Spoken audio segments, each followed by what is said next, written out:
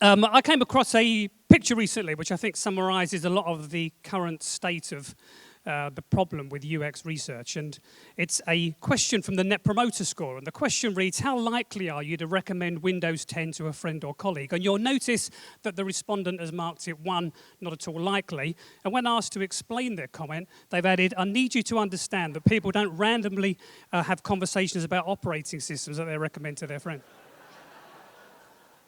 When I've shown this to people in the past, they've accused the respondent here of taking things a bit too literally, that really the survey isn't really asking, would you recommend Windows 10? What it's asking is, do you like Windows 10? In which case, the person hasn't answered it properly. They expect the user to get it. And I think this is the problem when we focus on numbers and we miss the experience. So the title of my talk is about the future of UX research, and I'm going to make a very simple point, which is that the field of UX research methods have changed over the last 16 years or so. The good news is we have a lot more UX research methods around these days, and there's a lot more UX research happening. The bad news is, I think a lot of those new UX research methods don't actually give us the insights we think they give us. In particular, I think they block our view of the user. And to introduce that idea, I thought I'd show you an exercise that I carry out on one of the training courses I run. The course is aimed at advanced user researchers, and on the course I play a game called Postcards from the Future. And each of these postcards contains a scenario about a potential future state for UX research, and I ask them to work out, what would you do if that turned out to be the case? There's one I wanted to share with you, and I call it User researchers have been replaced by computers. Let me read it to you. The traditional role of user researcher was killed off by new technologies like usability test automation, remote data collection, and machine learning. These days, we have minute-by-minute breakdowns of aggregate user behavior that we can splice and dice in any way we want. Want to see what tech-averse millennials in the southwest of England are up to? Click this button. Ethnographic research and researchers became marginalized by new forms of automated data and insight generation compiled via remote sensing and delivered to designers through technologies like VR. To go out on a field visit these days, I sit at my desk and slip on my 3D headset. And I think that's an interesting scenario for a number of reasons. But one reason I think it's interesting is because it proposes a future where UX research is increasingly automated. Now, I'm going to argue we can learn a lot from automated methods, but it comes at the cost of understanding our users. First of all, let me show you that that's where I think we're headed. And to do that, I'm going to show you a diagram which I'm going to keep coming back to, and it's got 2 key axes on it. The vertical axis here is whether the UX research method we're using gives us skinny data or fat data. Skinny data will plot towards the top, and by skinny data, I mean it gives us numbers describing a behavior. And by fat data, which will plot towards the bottom, that's UX research methods that give us observations or insights or stories based on the way users behave. The horizontal axis here is whether the research method is automated or not. So methods that are going to plot towards the left-hand side are moderated by a UX researcher, and ones that are plotting towards the right-hand side are moderated by a computer. So let's populate that with some research methods. But to do that, we're going to go back to 2003, which was a very important year for me because I published a book called E-commerce Usability. If you're not sure how far ago 2003 was, perhaps that word e-commerce will give you a clue. But here's what I was working on while I was working on the book.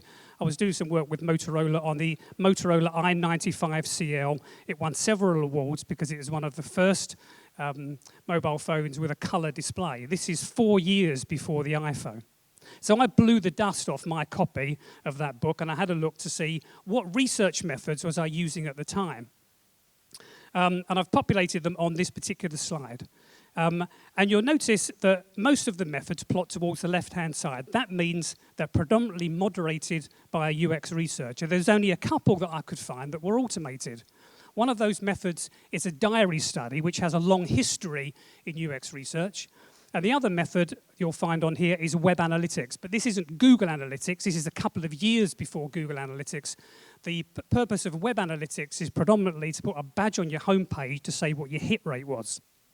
There's a couple of methods I'd like to highlight on this particular slide, and that's summative and formative usability testing. I just want to clarify what I mean by those because I'm going to come back to them in a minute. So by formative usability testing, I mean that we give participants tasks to carry out with an interface, and we ask them to think aloud as they carry out their tasks so we can spot problems with the design of the system. I'm sure you've all sat through or observed a usability test at some point, a formative usability test. The other type I've highlighted is a summative usability test. With a summative usability test, we collect numbers describing the user's behavior. For example, we collect measures of time on task, we identify whether or not the user is successful on the task, and so on. So let's fast forward to the current day, 2019, another important year for me because I published another book. 16 years have passed. I know I'm a slow writer. But during that time, there's been a number of new UX research methods that have appeared, and I'm going to populate those on this particular slide. So the ones I added to this particular slide that you can see here are eye tracking, moderated remote usability studies, A/B testing, 5-second tests, clickstream analysis. Those methods weren't around 16 years ago, or if they were, particularly in the sense of eye tracking, which does have a long history, but it was uniquely in the field of universities. It wasn't carried out by user researchers. And you'll notice that although this isn't exhaustive, I'm sure there's others you might add to this list as well. I think they're fairly representative, and you'll notice that many of them plot towards the top right. In other words, they're becoming increasingly automated. Now, it's not just these new methods that plot there. So these days, you'll also spot that some of the classic methods are moving to the right-hand side too. So formative usability testing and summative usability testing are heading there as well. When you automate a formative usability test, and you'll remember, this is the type of test where we ask people to carry out tasks, and we ask them to think aloud. The way you automate that is you ask the user to video record themselves while they're carrying out the task, and then they upload the video to the cloud for you to look at afterwards. When you automate a summative usability test, what happens is a computer runs the session, and an algorithm decides whether or not the user was successful on the task or not, and then you get a spreadsheet detailing the results. Now, I think this future of UX research is going to happen for at least 5 reasons. This future where research methods become increasingly automated. And the 5 reasons are these. First of all, these methods are cheap to commission. You don't have to spend much money recruiting users, nor do you have to spend much money incentivizing users or renting a lab because you're doing it over the internet instead. The second is that they're quick to carry out. So imagine you work in a Scrum team and you can either embed a user researcher in your user's life for a couple of weeks, or you could send out a survey and get the results in a couple of days. Which one are you going to pick? Chances are you'll pick the automated method. Another reason is that they give the kind of skinny data that organizations love. They provide statistics or measures of behavior that organizations like to look at when they're staring at spreadsheets. Fourthly, they're easy to recruit for. You don't need to recruit an agency to get people to take part in automated research. Typically, you'll recruit from an ad on social media, or you'll use some kind of a panel that you'll recruit from. And finally, and let's be honest, it means you don't have to speak with users. Who really wants to speak to the great unwashed anyway? This acts as a nice barrier between us and them and allows us to collect the data that we want. So, although I'm going to argue there are some things to like about automated research, it comes at a price too. And the price is that automated research blocks your view of the user. So I've got a metaphor here of a wall to make that particular point.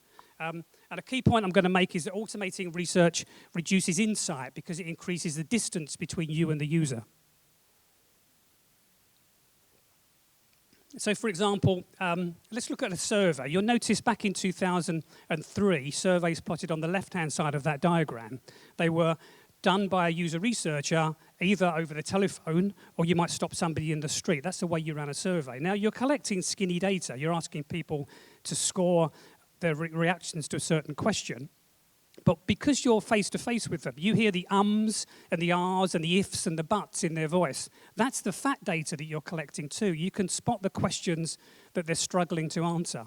That's what I mean about being able to see behind the numbers. It's a similar thing with summative usability testing as well. Back in 2003, when we ran summative tests, this was to collect metrics, for example, like time on task and were people successful on a task. we'd look through a one-way mirror and we would see users as they did the tasks. They're not thinking aloud, but you can still see where they struggle. And the fact that you can see where they struggle, again, provides you with the kind of fat data that you miss when you fully automate a method. But automated research raises ethical issues as well. So after all, we're at a behavior and design conference. What does it mean to combine behavior and design? Well, one view is that it's about understanding human behavior so that we can design better stuff, understanding the limitations of what people can do. So in the same way that an ergonomist might design a desk based on the anthropometric dimensions of a human, a psychologist might help design a user interface based on the cognitive limitations of people, so we know that people's memories are limited, for example. In other words, it's about behavior-driving design, a bit like form follows function. But there's another way that we can look at that as well, and we've heard about that already today, which is about design driving behavior. This is the world of nudging and choice architecture, and I'm sure you all know about, for example, the power of defaults, how on a driving license application, if we put organ donation as a default choice, more people sign up for that than if they have to explicitly choose that particular option. And I'm sure we'd all agree that's a good thing, that's a benefit for society. But there's a risk when we automate research and we don't look behind the numbers. The risk then that happens is that we don't understand how we got at that particular result, and we may find ourselves in the world of dark patterns because we're blindly trying to optimize a number. Let's do a thought experiment. Imagine, for example, that we could create an algorithm that could iteratively design a page for us. And let's say that page aims to increase the number of people that sign up for a newsletter, or the kind of thing that Nick showed earlier today to do with people signing up to hear from the lottery company. If the computer's automating it, it's going to eventually hit on the idea of dark patterns because it's after automating, just optimizing a number. Eventually, it's going to hit on the idea of tricking users into signing up. And that's an area where I think it stops being persuasion and it starts being manipulation. Now, I'm sure that none of us want to manipulate people, but it's a risk when we automate research. I'll give you And I think the problem is because often we think we're focusing on outcomes, but we're not getting outcomes because we don't understand what behavior is driving the numbers. I'll give you an example. In the game Pokemon Go, you go around and you collect Pokemon eggs that you then need to hatch. And the way you hatch those eggs is you walk around. The game designers thought, we need to get gamers exercising more, so what we'll do is we'll get them walking around. Every few kilometers you walk, what happens is you hatch one of these Pokemon eggs. Well, that's a theory anyway. In practice, what happens is people buy things like this. And that allows them to hatch the eggs without actually doing any exercise. The reason this is interesting, I think, is because we're getting a number, but we don't understand the behavior behind it that's driving us. We think that it's being driven by people exercising, but it's not. So a number is not a behavior. I want to emphasize I'm not against numbers in the same way that I'm not against automated research. My background is in experimental psychology. I've been known to create a dashboard or two in my time. And here's one that I created a few years back. And I'm simply showing you this because that's the way we might represent the results of a summative usability test. And this kind of data is useful, this kind of skinny data. It helps us track things over time. In the same way, for example, that you might measure your weight every week to check whether or not you're not dramatically putting on or losing weight, because if you are, you know it's something that you need to look into. Similarly, numbers help us do that as well. But there's a risk when we only focus on the numbers, and that is that the numbers get fetishized. So rather than science, it becomes more like numerology. I think we need to accept that skinny data provides a one-dimensional view of users. You get the results, but you miss the experience. There's a great quotation from Paul Brodeur, which I think captures this well, where he says, statistics are human beings with the tears wiped away. And we need face-to-face research to provide an empathic view of users. And this empathic view gives you the insight behind the user's behavior. Why are they doing it? Now, for those of you playing bullshit bingo, I did indeed use that word empathy just now, and I need to clarify what I mean by it because it's become so devalued in the field of user experience that people think it means different things. I don't mean that you feel the user's pain or you feel the urge to go out there and help them.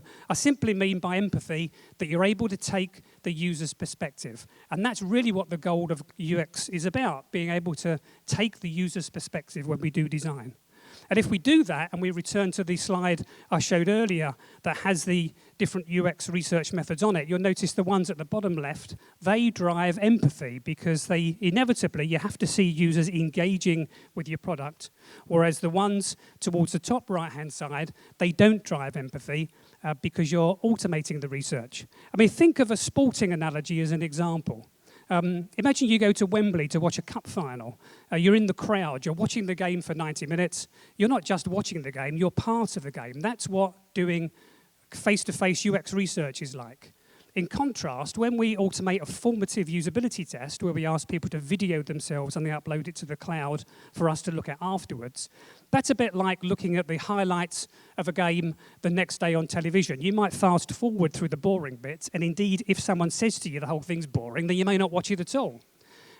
And when we reduce behavior to numbers, such as a summative test, which we automate, and we don't see the user behaving at all, the risk there is, well, that's like looking at the football results in the Sunday newspaper. We get the numbers, but we miss the experience. Now, again, I'm not arguing that automated research is bad, and I'm not arguing that numbers are bad. What I'm trying to do is to define good quality UX research. And it's not about one method being better than another, but in particular, people might think it's to do with collecting numbers. So that's not what defines good quality research. We need both skinny data, where we have numbers, and we need fat data, where we have observations and insights in order to understand our users. Secondly, it's not about statistical significance. So those of you that follow psychology will know that it's in the midst of a replication crisis. So many of the classic psychology experiments from the past, they've been unable to be repeated because it turns out that the researchers that did those particular studies engaged in a procedure called p-hacking, which essentially means torturing the data until it gave them the statistical result that they wanted. And thirdly, it's not about sample size either. You can do good quality research with 5 users, and you can do bad quality research with 1,000 users. My argument is that good quality UX research is research that gives us actionable and testable insight into users' needs. But it's not about one method being better than another. It's really about triangulation, which is the combination of research methods so that you can understand a particular behavior. A good way to think of triangulation is a bit like camera angles in a movie. So if you watch the whole movie Psycho and every frame was filmed as a close-up like this, it would be very hard to understand what was going on. And similarly, if everything was filmed as a wide-angle view, such as this one, it will be equally difficult to understand what's going on. You'd be able to see there's a figure in this picture, but that's about it. And what we want is research methods that give us the big picture, but also give us the close-ups as well. So how can we prevent this postcard from the future becoming reality? I reckon there's 2 ways we can do it. First of all, you can educate your design team on what I'm going to call the local maxima problem. And secondly, you can, mine's gone blank. Secondly, you can get them measuring what matters, not what is important, not what they think is important. Let's look at the first one, which is to do with the local maxima problem. So this particular slide, just focus on the nearest hillock for the moment at the front here. I've labeled it design 1. Let's say we come up with a design. We're going to make that the best possible design that we can. We're going to A/B test it. We're going to run usability tests. We're going to use iterative design to do that. Raise your hands if you're using Scrum on your team at the moment. Okay, that pretty much applies to everyone in the audience. You're going to fall into this trap, or it's a risk that you could fall into this trap if you're using Scrum, because typically with those kind of methods, you start off with a prototype and you iterate. Let's make it the best we can do. And that's what happens here. What happens is we make it the best possible version of design 1, but we've not fully explored the possibility space. There's another design out there, another conceptual model I've labeled design 2, which we've not explored, which could be way better than our original design. Now, most development teams say we don't fall into that trap. because we do test a range of prototypes, and it's true they do, but they're just different versions of design one. If you start with a website and you iterate, what do you end up with? You end up with a website. That's not exploring design two. What we need instead is research methods that help us understand what's happening in these other areas of the space as well, so that we can design great products rather than ones which produce great improvements, rather than products that simply are optimized for a particular design. It's also a problem with lean, and it's the elephant in the room with design sprints as well, because they all begin with a prototype. You'll know the core of lean: build, measure, learn, build, measure, learn, build, measure, learn. But the good design process doesn't start with build. A good design process starts with learn. What we need to talk about is learning velocity rather than starting with build, because that makes us fall into this trap of beginning with a prototype.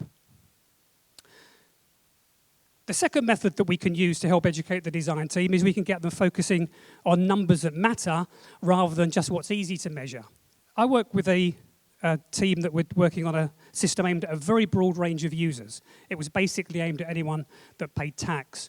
And as a consequence, they were more persuaded by numbers from large samples than from small sample studies where they were going out and seeing users face to face. To make them get their dose of empathy, I made sure that we also collected data looking at how many users had been involved in a usability test since the start of the project, how long had elapsed since the last usability test, and what percentage of the team had observed a user session in the last 6 weeks. And that meant they couldn't get the research data without also getting the empathic view of users, which matters so much. So I wanted to return to the NPS survey I showed at the beginning, and to do that I need to share a personal story with you, but I feel I've been with you long enough now that I'm able to do that. So a couple of years ago, I went through a medical procedure called a cystoscopy. A cystoscopy is a painful and embarrassing procedure where a surgeon looks around your bladder with a fibre optic camera. From the photograph, you'll get an idea of how the surgeon gets access to your bladder. It's through a very sensitive part of your anatomy. You're awake through the whole painful and embarrassing procedure other than having a local anaesthetic. And the reason I wanted to share this with you is at the end of the painful and embarrassing procedure, as I was leaving the hospital, a nurse stopped me and she said, "Would you complete a survey for us about your experience today?" It had about 5 questions on it. And there's one I wanted to highlight to you, which is this: how likely is it that you would recommend the urology department of this hospital to a friend or colleague? Now, I wouldn't actually recommend this procedure to anyone, not even my enemies. But I think it's interesting because, well, people don't have conversations where they randomly recommend urology departments to each other. But at the same time, perhaps it's not asking that. Maybe it's asking us like the Windows 10 question: do we like the urology department, or do we feel well treated? But let's say I gave it a number. Let's say I gave it 7. What could the hospital learn from that number? They would learn nothing about, for me, what was critical about that experience, which was that it was painful and that it was embarrassing. Sometimes speaking to a handful of people is much more useful than surveying hundreds. So let me wrap up. The field of user experience is maturing. It's no longer the domain of psychologists, behavioural scientists, and people who know how to measure human behaviour. There's a whole range of different people that have entered the field, and that diversity is a good thing. But when you have new people enter the field, one of the risks is they forget some of the fundamental principles that the field is based on. And one of those fundamental principles is you are not the user. Picture your design team in your head, and if it's anything like the ones I've worked with recently, then the chances are they're university educated, they're tech literate, and they're young. That bias prevents them taking the perspective of the user. The chances are they're male, white, and cisgendered. That bias prevents them taking the user's perspective. It's unlikely that anyone in your design team is using a wheelchair, or is blind, or has another disability, or is unemployed, or has mental health issues, or is homeless. That bias prevents the development team from taking the user's perspective. You don't fix that bias with automated research, which puts the wall up between the development team and the users. You fix that bias blind spot by putting people in front of users and watching them achieve their goals. Thank you for your attention.